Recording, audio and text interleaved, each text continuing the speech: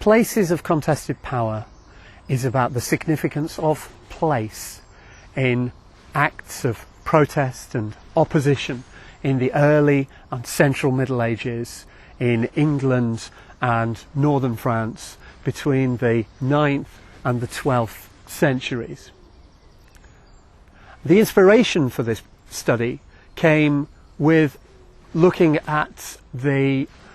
rebellion of Ethelwald, who was the nephew of King Alfred the Great, who acted against his cousin Edward the Elder following the death of King Alfred in late 899 in the Kingdom of Wessex. And what was significant about this was the importance of particular royal estates and places of assembly in these actions of this conflict. And I realised that these places could have some real importance and some real meaning, a kind of language, if you like, a language of demonstrating legitimacy and demonstrating power in the political games of this period. And what made it a kind of cross-channel comparison and an attempt to both, as well as look across the channel, but also to go either side of the events of 1066, which is kind of a traditional dividing point in English Anglophone historiography. What made it a comparative study was the realization when I was working on another book for Boydell over a decade ago on late Anglo-Saxon warfare entitled Alfred's Wars. It was the realization that looking at Frankish society and the kind of changes that were taking place in 10th century Francia bore some comparisons with what was going on in England at the time. And it kind of gave me the confidence to think, well, I can have a go at doing a comparative study, which is basically what I'm trying to do with this book, to put what I would quite often do as the study of Anglo-Saxon England into a broader continental perspective. And the actions of the uncle of William the Conqueror, another man called William of Arques,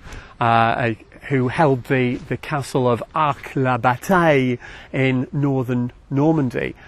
were also significant in kind of framing this study. Those actions took place around the middle of the 11th century, when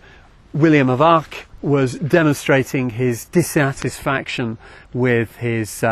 nephew and using his castle. That castle is dismissed by a very ducal writer, somebody who's very much on the side of William the Conqueror, another William of Poitiers, and he dismisses the castle as a place of madness, effectively. And it's kind of struck me that these places were never really places of madness, that these actions had meaning for contemporaries, however desperate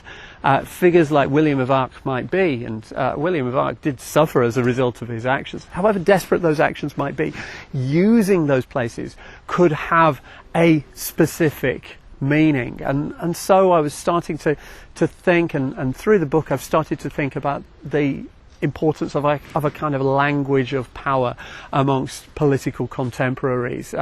in these societies, the ways in which places might have familial meaning, the ways in which places might be drawn on to show legitimacy, the ways in which they might be drawn on to show the status of the person who was who had a particular grievance, and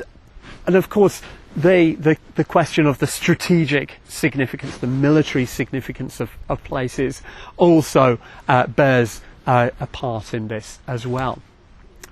So I was never able to find kind of golden portals, if you like, places that had to be used, rather like going into a phone box in order to demonstrate that you have a particular axe to grind. I was never able to find those kinds of places, but I was never specifically looking for those. What I have tried to do in this book, and I hope to a certain degree I've succeeded,